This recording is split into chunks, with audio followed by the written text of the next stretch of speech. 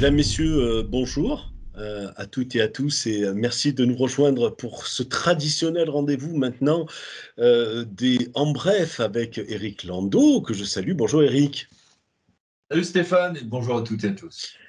Cher Eric, tu es intervenu dans le cadre du congrès de l'UNCAS, l'Union nationale le CCAS. Tu vas très vite m'expliquer ou rappeler de quoi il s'agit. Ce sont les centres communaux ou intercommunaux d'action sociale, CCS ou CIS. Voilà, d'action sociale.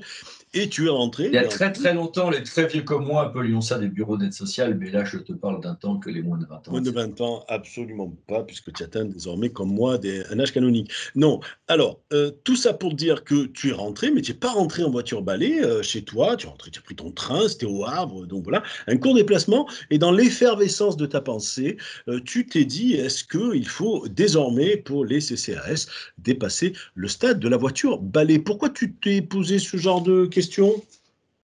Parce qu'en fait, on m'a fait intervenir avec un certain nombre d'autres intervenants dans une table ronde sur les CCS et les crises. Et sans qu'on se concerte, pardon, tous, on est arrivé pour dire, voilà, des crises, il y en a plein. Et le CCAS arrive en voiture balai, c'est le dernier lieu où il y a de l'humain. C'est le dernier lieu où il y a de l'aide, en tout cas de l'action sociale. Et finalement, c'est indispensable, c'est beau, c'est noble, c'est tout ce qu'on veut. Mais quand on pense un peu de manière systémique les crises existantes ou à venir, il y a besoin que le CCAS puisse agir un peu plus en amont. D'accord. Des problèmes, et que comme un grand nombre de politiques auront des composantes ou des conséquences sociales, il devient vraiment important, comme dans d'autres secteurs, alors de décloisonner, on parle toujours de décloisonnement, mais réellement d'avoir une action plus en amont. C'est vraiment important. D'accord. Alors, ces fameux CCAS ont déjà l'habitude de s'adapter aux mouvements comme ça, de la précarisation de notre société. Est-ce que tu l'as constaté et est-ce que c'est déjà un outil qui est dans une préfiguration de cet amont dont tu parles?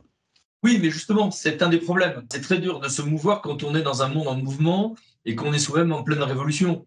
Les CCAS sont aujourd'hui en crise, non pas que l'outil est en crise, mais il y a une crise des besoins, il y a une crise des demandes, des publics, et donc des financements de l'organisation. C'est des outils qui sont en mutation. Quand j'ai commencé à travailler à la fin des années 80, début des années 90, on était en pleine révolution de sortir d'une logique public par public, personnes en situation de handicap, personnes âgées, petite enfance, sortir d'une logique public par public pour des choses plus transversales, même s'il continue à avoir des compétences métiers par public. Donc, le CCS est en mutation. Les CCS sont en mutation aussi à l'échelle d'intervention, c'est-à-dire que le CCS communal a toute sa logique puisqu'il s'agit d'agir au plus près de la vie des gens. Mais quand on va commencer à la vie en termes de déplacement, de mobilité, d'habitat, on va commencer à être sur des échelles intercommunales.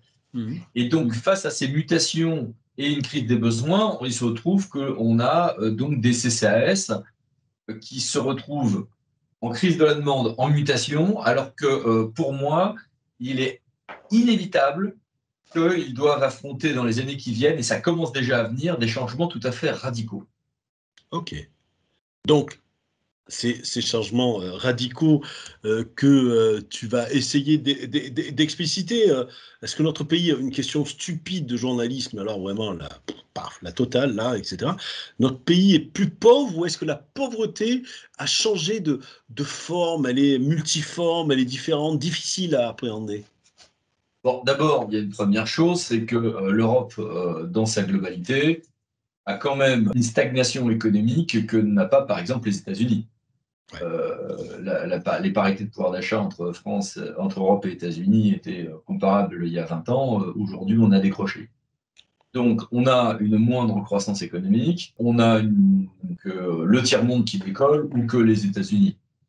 Donc, face à ça, est-ce qu'on a plus ou moins de richesse ou pas? Je laisserai les économistes répondre à cette question. Mais quels sont les constats faits par les gens de toute tendance politique dans les CCS aujourd'hui? On a un maintien, alors dans nos 7% de chômage, on a quand même un volume de personnes en situation de précarité qui est nécrosé, le terme est mal choisi, mais qui a du mal à se réduire. Ouais. On a des difficultés à gérer des volumes de migrants et de MENA qui sont importants, mais on a surtout une paupérisation de la classe moyenne inférieure. Ouais. Et ça, par contre, c'est un phénomène qui est dans tout le monde occidental, même d'ailleurs aux États-Unis. C'est une paupérisation de la classe moyenne inférieure, avec toutes les craintes et les conséquences, y compris politiciennes, que cela entraîne. La peur de déclassement des classes moyennes inférieures était un grand phénomène décrit par des générations de sociologues des années 30 à 50 pour parler de l'Europe des années 30. Et on nous reparle aujourd'hui de nouveau d'un risque de paupérisation de la classe moyenne inférieure, voire médiane. Et on a une action sociale et une aide sociale en France qui sont énormes. C'est le premier budget public. Le budget de la Sécu dépasse le budget de l'État, faut peut-être le rappeler quand même. Ouais, bien sûr. Et on a un volume d'aide sociale qui est considérable, avec des prélèvements sociaux qui sont parmi les recordmen du monde. Donc on a un système de redistribution par l'aide sociale, mais comme on veut aider, on a une frontière entre aide et action sociale qui est en crise. Et donc, puisque, d'ailleurs, on le voit bien, l'aide sociale, typiquement, c'est le RSA, oui, mais on essaie de mettre du contenu, donc le volet insertion qui ne cesse de se développer, et on a la frontière entre aide et action sociale, est donc, traditionnellement, aide sociale, département, État, et l'action sociale, largement le monde local. Cette frontière-là est aujourd'hui assez obsolète en réalité. Donc, la première crise qui est évidente, pour moi, c'est ça. C'est une crise des besoins et des demandes avec deux, trois choses inquiétantes. Ceci dit, quand on parle de crise, il faut évidemment penser aux crises qui vont nous tomber dessus. Et là, évidemment, crise environnementale et changement climatique. Alors, tu vas me dire, il est mignon l'avocat, là, mais il prend sa boule de cristal et il nous dit qu'on a un problème environnemental. Ah non, c'est un scoop. Ouais. Mais quel est le lien avec le CCS? Eh bien, le lien avec les CCS, c'est que avant, quand on avait une crise, on pouvait avoir, au contraire, quand il y avait une crise économique, on allait habiter plus loin encore, parce que les transports coûtaient pas cher. Ouais, aujourd'hui, tu vas, au contraire, les logements pas chers sont les logements à rénover. Donc, c'est des logements pour lesquels, ou qui sortent du marché parce qu'ils sont plus aux normes. Les véhicules, il va falloir avoir des véhicules électriques. Et finalement, si on me dit à moi qui habite à Paris l'obligation de passer une bagnole électrique, la belle affaire, dans le pire des cas, je prends le métro, je prends un vélo, je prends tout ce qu'on veut. Pareil, si je suis à Bordeaux, Lyon, Marseille. Si je suis même au centre-ville d'Orléans ou de Brest, ou de Nîmes, je n'ai pas de voiture, je survis, ça va. Celui qui habite en deuxième banlieue, parce qu'il a acheté il y a 10 ans, parce qu'il n'y a que là qu'il pouvait trouver acheter, mais qui a une demi-heure de bagnole à faire le matin, lui, il n'a peut-être pas les moyens de se payer la bagnole électrique. Etc. Donc, en fait, la crise environnementale a un impact sociétal, certes, mais un impact d'adaptation qui touche particulièrement les gens qui ont des logements et des modes de transport touchés directement par l'adaptation à ce changement climatique qui nous tombe dessus. Et là, on a une difficulté sociale dont on parle très peu. On en parle, bien sûr, mais c'est vrai qu'on parle surtout des aspects environnementaux.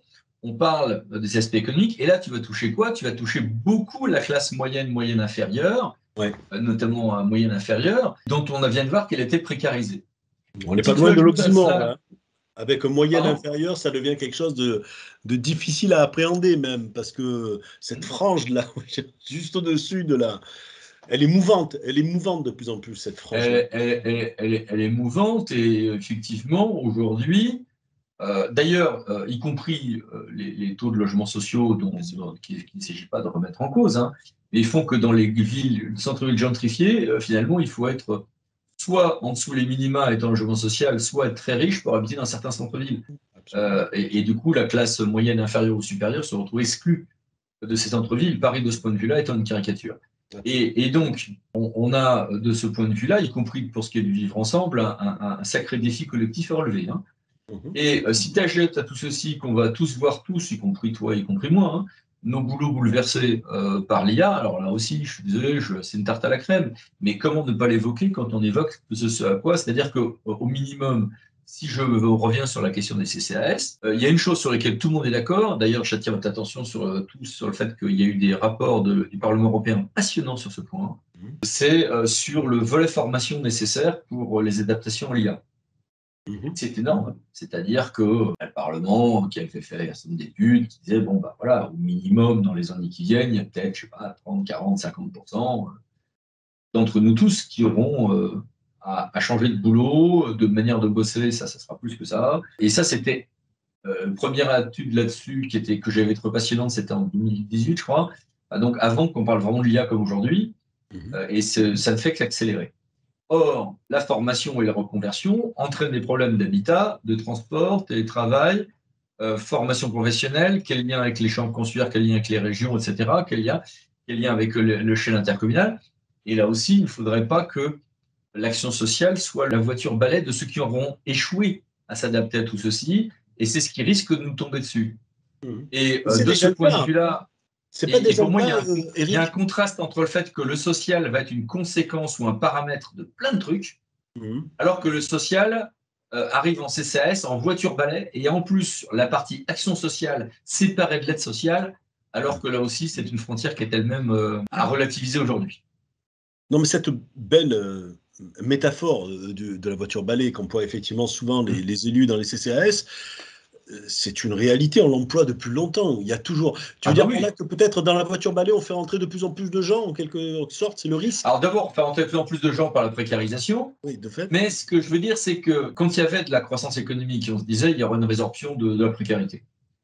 Mais quand il y a des crises qui arrivent, qu'on a des crises économiques, sociales, qu'il y a un lien avec le déplacement, un lien avec l'habitat, que le déplacement et l'habitat vont toucher certaines couches de population, que par ailleurs une grande partie de toutes les couches de population, pour le coup, risque d'être en difficulté de reconversion professionnelle, on se dit que, sauf à ce que le CCAS prenne en charge les 2 tiers de la population, il faut quand même que l'on anticipe au minimum ce que peuvent être l'aide et l'action sociale dans toutes ces politiques. Ce que je peux te confirmer, moi, c'est que, en tout cas, y compris dans des missions que l'on conduit, on passe notre temps à voir des missions sur les transports, des missions sur l'habitat, enfin des choses intéressantes, passionnantes, mais en n'intégrant pas assez dès le début que sur telle politique, il y aura telle conséquence sur l'habitat, sur le transport, etc.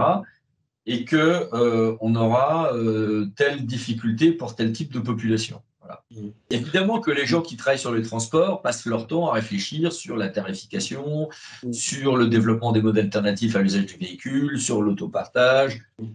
Tout ceci, évidemment, est fait. Hein. Il ne s'agit absolument pas d'insulter ceux qui travaillent bien à ces questions-là. Mais je veux juste souligner que le social est un paramètre ou une résultante de plein de décisions, mais que le CCAS, lui, n'y est jamais associé. Il se contente de gérer ce qui lui tombe dessus. Ou il n'est rarement associé dès l'amont. C'est étonnant. C'est étonnant, enfin, alors qu'ils en ont une expertise, enfin, dire que, voilà, ça t'étonne, je suppose. Je caricature peut-être un peu.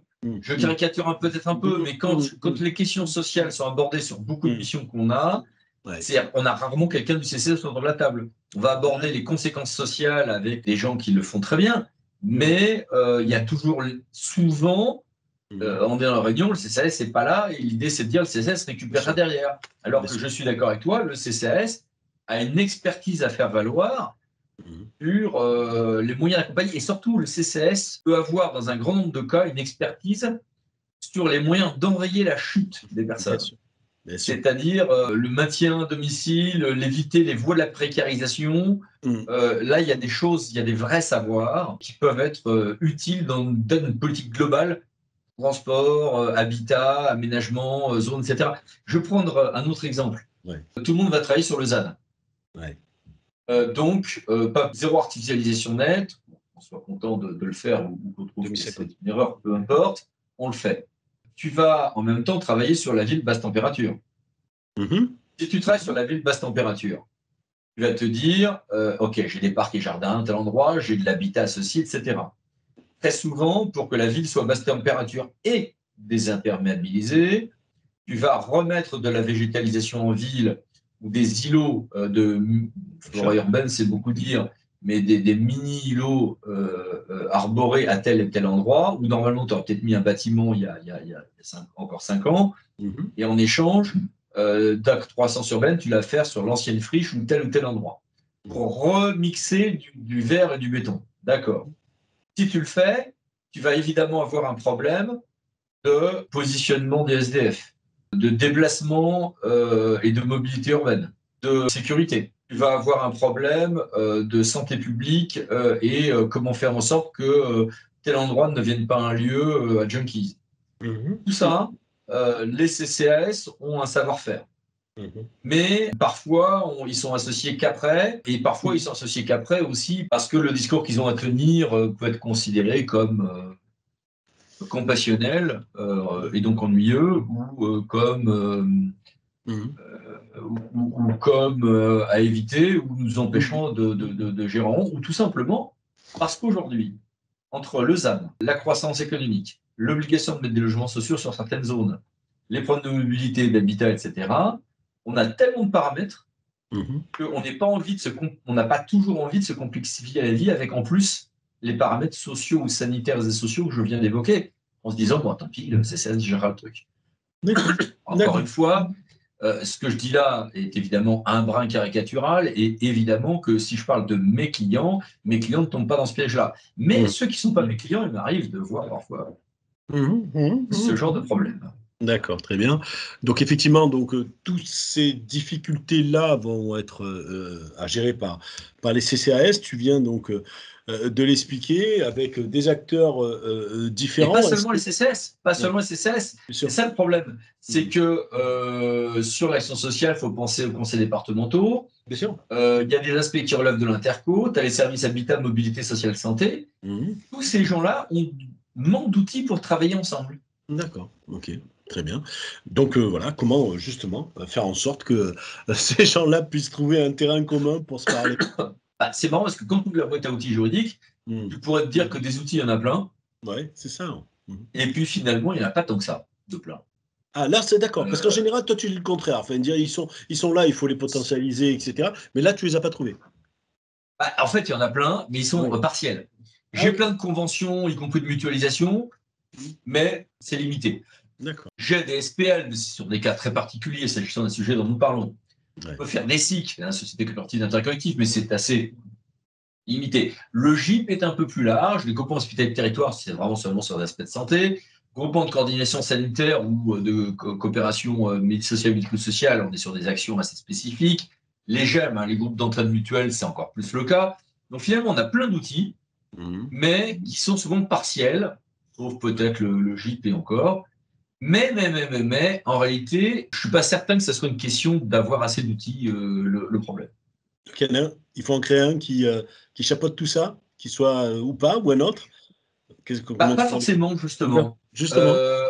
Alors, moi, je pense, à titre personnel, qu'il faudrait qu'on puisse déléguer des compétences au CCAS de manière plus souple par simple convention, plus qu'on ne peut le faire aujourd'hui. Mais on a quelques possibilités de le faire déjà.